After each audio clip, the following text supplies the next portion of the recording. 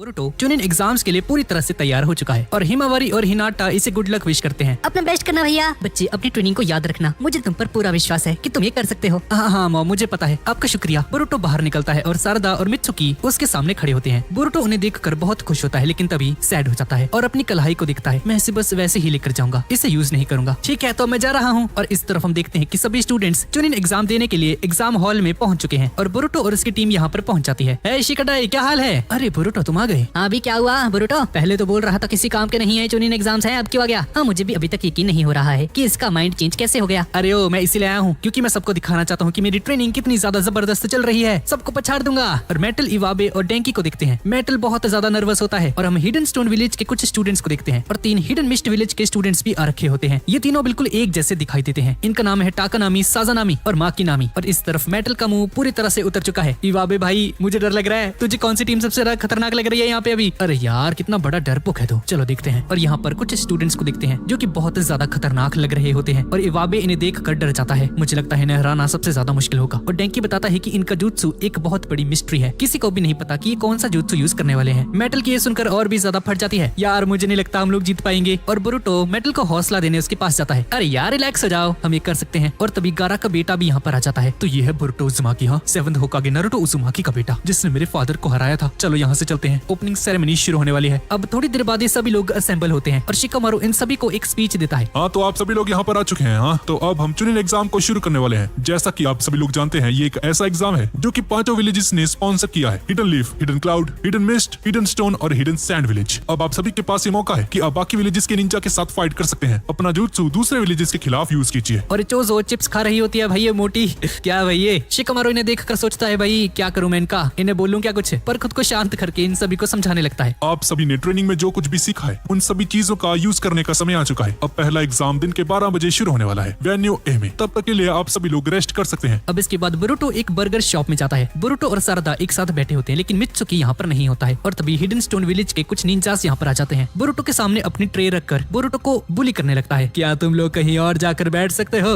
दरअसल हमारे ग्रुप में 3 लोग हैं और तुम लोग सिर्फ 2 ही बैठे हो। मेजॉरिटी विंस, यहाँ से निकलो। अबे ओ, हम भी 3 है, ठीक है ना? हमारा एक बंदा भी आया नहीं है, ये हमारी दिक्कत नहीं है। यहाँ से उठो और भाग जाओ। तुम कितना स्लो हो, तुम एक निंजा बनने के काबिल नहीं। बोरुटो को गुस्सा आ जाता है और इनसे लड़ने के लिए आगे बढ़ता है, पर सारदा उसे रोक देती है। बोरुटो, एग्जाम शुरू होने वाला है, अपने गुस्से पर काबू रखो। अच्छा, तो तुम ही बोरुटो हो? हाँ, 7th होकागे के बेटे। किसे पता था कि 7th होकागे का बेटा इतना कमजोर निकलेगा?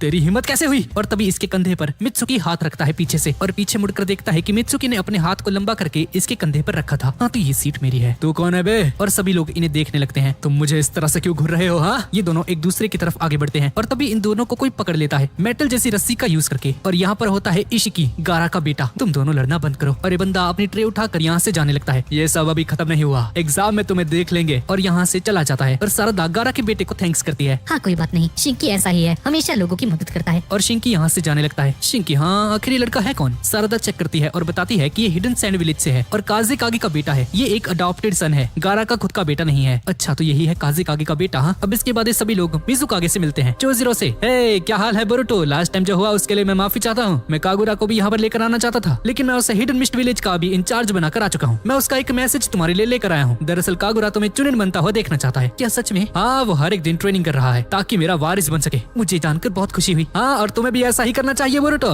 ये हिडन मिस्ट विलेज के लड़के भी बहुत ज्यादा स्ट्रॉन्ग है, इन सभी को हराना आसान नहीं होगा। कोई बात नहीं, मेरे सामने कोई भी आ जाए, मैं सबको हरा डालूंगा। इसके बाद ये सभी लोग अपनी एग्जाम वाली लोकेशन पर पहुंच जाते हैं, जहाँ पर लॉर्ड मिजुकागे भी आए होते हैं। मिजुकागे बोरुटो से मिलते हैं और बोरुटो कागुरा के बारे में पूछता है। हाँ नारुतो, दरअसल मैं कागुरा को कुछ इंपॉर्टेंट काम देकर आ रखा हूँ। कागुरा ने कहा है कि वो तुम्हें एक चुनिन के रूप में देखना चाहता है, इसलिए तुम्हें एग्जाम में बहुत ज्यादा मेहनत करनी होगी बच्चे, क्योंकि इस एग्जाम में हमारे विलेज के बच्चे भी आ रहे हैं जो कि बहुत ज्यादा स्ट्रॉन्ग है। आप उसकी चिंता मत कीजिए, मैं इन सभी को हरा दूंगा। इसके बाद बाकी के कागेज भी यहाँ पर आ जाते हैं, इंक्लूडिंग राय कागे, लेकिन गारा अभी तक यहाँ पर नहीं पहुंचा है। अब इसके बाद ये सभी लोग स्टेज के पास खड़े हो जाते हैं और इन सभी स्टूडेंट्स के सामने साई खड़ा होता है और कहता है, तो आप सभी का एग्जाम अभी थोड़ी ही देर में शुरू होने वाला है, लेकिन उससे पहले मैं आप सभी को कुछ रूल्स बताना चाहता हूँ। अब आप सभी का फर्स्ट राउंड स्टार्ट होने वाला है, जो कि एक क्विज होगा और उसमें आपको ट्रू और फॉल्स को बताना होगा। ये कैसा एग्जाम है भाई? लेकिन ये क्विज यहाँ पर नहीं होने वाला है। ये क्विज यहाँ से 20 किलोमीटर दूर जाकर शुरू होने वाला है, जहाँ पर आप सभी को 1 घंटे के अंदर अंदर पहुँचना होगा। और जो 1 घंटे के अंदर अंदर वहाँ पर नहीं पहुँचा, वो एग्जाम से डिस्क्वालीफाई हो जाएगा। पर ये सब इतना भी आसान नहीं होने वाला है, क्योंकि रास्ते में आप सभी को बहुत सारे ट्रैप्स देखने को मिलेंगे, तो आप सभी को जल्द से जल्द वहाँ पर पहुँचना होगा। बोरुटो देखो, इनकी स्टॉप वॉच शुरू हो चुकी है, हमें 1 घंटे के अंदर वहाँ पर पहुँचना होगा बोरुटो। और सभी बच्चे वहाँ पर जाने के लिए निकल पड़ते हैं। 1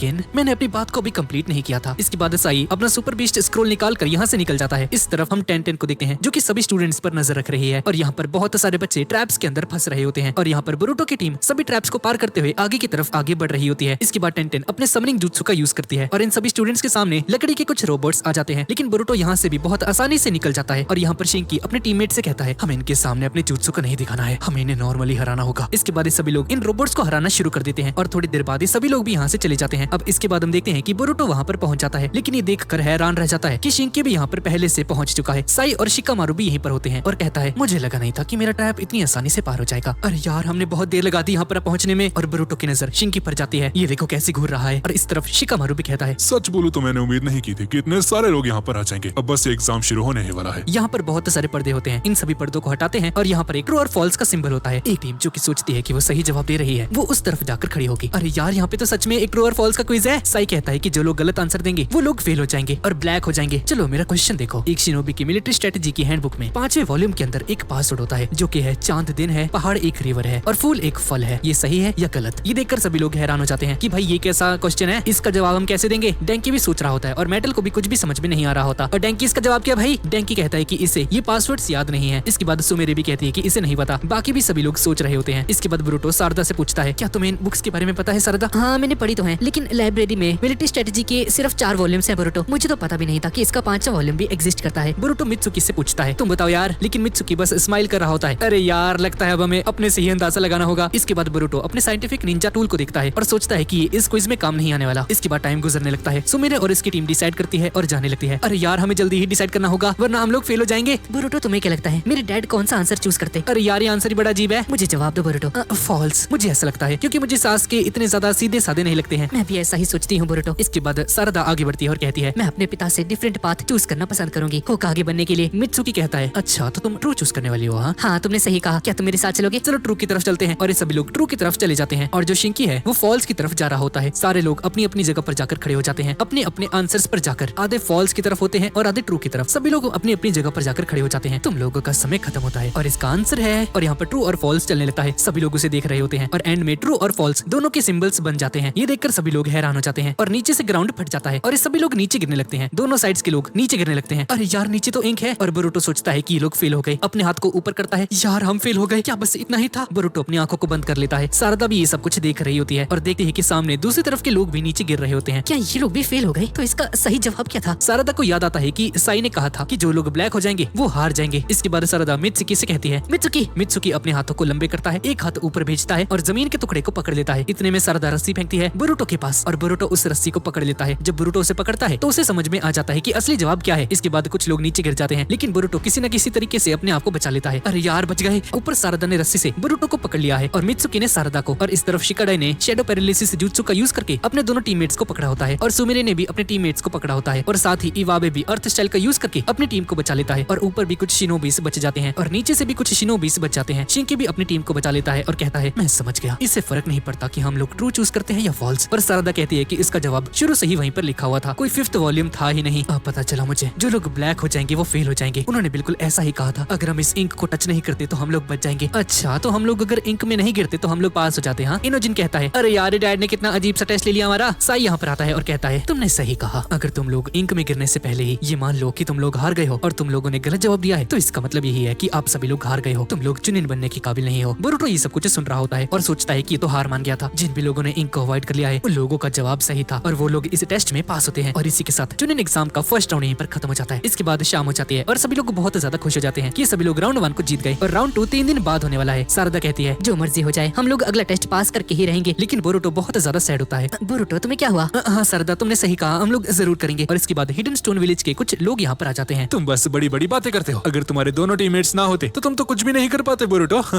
ये क्या कह रहे हो तुम, चुप कर जाओ। शिंकी भी इन्हें देख रहा होता है। क्या हुआ तुम्हें शिंकी? कुछ नहीं हुआ। और यहाँ से जाने लगता है। पीछे एक शिनोबी खड़ा होता है जो कि रिपोर्ट कर रहा होता है। मुझे माफ करना सर, मुझे इस बार उसे इस्तेमाल करने का मौका नहीं मिला, मैं इसे अगली स्टेज में यूज करूंगा। इसके बाद हम होकागे ऑफिस को देखते हैं। नारुतो यहाँ पर बैठा होता है और काम कर रहा होता है। शिकामारू इसके पास आता है और उसे कुछ पेपर्स दे देता है। मुबारक हो नारुतो, बोरुटो की टीम पहले टेस्ट में पास हो चुकी है। अच्छा तुम्हें इससे बात करनी चाहिए। नारुतो स्माइल करता है और कहता है हाँ तुमने सही कहा शिकामारू। इसके बाद हम बोरुटो को देखते हैं जो कि अपने घर के अंदर लेटा हुआ है। रात का समय होता है और कुछ सोच रहा होता है कि बोरुटो तो हार मान चुका था। और नीचे से हिमावारी और हिनाटा बोरुटो को आवाज लगाते हैं कि खाना तैयार है। वो जरूर था क्या होगा होगा बेटी, उसे अरेस्ट करने देना चाहिए। और बोरुटो के कंप्यूटर के ऊपर एक मेल आती है और ये मेल नारुतो की तरफ से आई होती है और इसमें लिखा होता है कि मुबारक हो कि तुमने पहला राउंड पास कर लिया है बच्चे, अगले राउंड के लिए गुड लक, तुम्हारा डैड नारुतो। अरे यार सीरियसली उन्होंने मुझे ईमेल भेजी है क्या? ये मजाक? अब कम से कम भाई शैडो क्लोन ही भेज देते इस बार, स्टूपिड ओल्ड मैन। इसके बाद बोरुटो उसे डिलीट करने लगता है, लेकिन उसे डिलीट नहीं करता, सेव कर देता है और फिर से चुनिन एग्जाम के बारे में सोचने लगता है कि जब वो इंक के अंदर गिर रहा था और ये सोचकर इसे बहुत ज्यादा गुस्सा आ जाता है। उठता है, अपने डैड की पिक्चर के पास जाता है और फोटो के ऊपर एक मुक्का मारने वाला होता है। देखना डैड, चाहे जो मर्जी हो जाए आपको मुझे एक्नॉलेज करना ही होगा। अब अगले दिन बोरुटो शूरिकेन्स की प्रैक्टिस कर रहा होता है, पर इसकी शूरिकेन्स निशाने पर नहीं लग रही होती, लेकिन फिर भी बोरुटो हार नहीं मानता और प्रैक्टिस करता रहता है। मुझे गौर से देखो नारुतो, सासके 2 शूरिकेन्स को फेंकता है और सासके का निशाना बिल्कुल निशाने पर जाकर लगता है। ये देखकर बोरुटो हैरान रह जाता है। सासके अंकल जी, ये शूरिकेन जुत्सु ना सारदा की स्पेशलिटी है, मेरी नहीं, ठीक है ना? हर किसी को पता है कि वो एक उचिहा है। और जहाँ तक तुम्हारी बात की जाए नारुतो, और सासके शैडो क्लोन जुत्सु परफॉर्म करके यहाँ पर बहुत सारे क्लोन्स को लेकर आ जाता है। सासके कहता है ये जुत्सु तुम्हारी स्पेशलिटी होनी चाहिए, सही कहा ना मैंने? हाँ शायद से ये जुत्सु मेरे डैड की स्पेशलिटी है। फिर सासके कहता है मैं कोई बहाने नहीं सुनने वाला, नारुतो तो 1000 से भी ज्यादा क्लोन्स बना सकता है। और बोरुटो सोचता है कि राउंड 2 में ये सभी को दिखा देगा कि ये क्या कर सकता है। Boruto shadow clone jutsu perform करता है पर सिर्फ 4 क्लोन्स ही बना पाता है। इनमें से एक कहता है अरे यार मुश्किल से 4 क्लोन्स बना सकता है तो दूसरा क्लोन इससे लड़ने लगता है, साले खुद को समझता भी क्या है तू है? और बाकी 2 क्लोन्स कहते हैं हम 4 क्लोन्स काफी नहीं क्या? नहीं यार, हम सारे क्लोन्स इक्वल हैं, समझे ना? और आपस में ये सभी लोग बहस करने लगते हैं और ओरिजिनल वाला बोरुटो ये देखकर बहुत एम्बैरेस हो जाता है। डैड 1000 क्लोन्स बना पाते हैं, देखना सासके अंकल जी, मैं 10,000 क्लोन्स बनाकर दिखाऊंगा। ये सुनकर बाकी के क्लोन्स कहते हैं ये पॉसिबल ही नहीं है, इतने क्लोन्स कोई नहीं बना सकता, ठीक है ना? अब चुप कर जा, ठीक है ना? मैं बना सकता हूँ। सासके ये सब देखकर परेशान हो जाता है। अरे यार क्या करूँ मैं इसका? अब रात के समय सासके और चोजिरो विलेज को देख रहे होते हैं। ये दोनों ऊपर खड़े होते हैं और फिर गारा यहाँ पर आ जाता है। चोजिरो कहता है तुम लेट हो, हम कब से तुम्हारा इंतजार कर रहे थे गारा। नहीं तुम लोग जल्दी आए हो। हाँ तो तुम्हें क्या कहना था गारा? मैं तुम्हें कुछ बताना चाहता था, मुझ पर किसी ने हमला किया है। इसके बाद हम एक फ्लैशबैक को देखते हैं। जब मैं लीफ विलेज आ रहा था तब मुझ पर यह हमला हुआ। दरअसल एक ट्रेन के अंदर गारा बैठा होता है और यहाँ पर फिशिंग रॉड वाला ओत्सुसुकी आ जाता है और गारा को देखकर स्माइल करता है। तूने ही एयरटेल पर अटैक किया था ना? एयरटेल? हाँ दरअसल वो मेरे साथियों का काम था, मैं जानता हूँ। एक समय पर तुम्हारे अंदर भी ऐसा ही एक टेल बीस्ट हुआ करता था, क्या वो वानटेल था, है ना?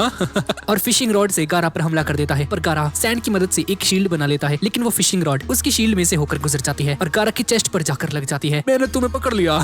गारा उसकी फिशिंग रॉड को पकड़ लेता है और उसे रोकने की कोशिश करता है, लेकिन गारा उसे नहीं रोक पाता, उसे खींचता है और गारा का चाकरा निकाल लेता है। क्या इसी को विल पावर कहते हैं? ये देखकर गारा को बहुत गुस्सा आता है। चलो कोई बात नहीं। और तभी गारा के गार्ड्स यहाँ पर आ जाते हैं। ये क्या हो रहा है और तुम कौन हो? मैंने वो ले लिया जो मैं लेने आया था, अब मैं चलता हूँ।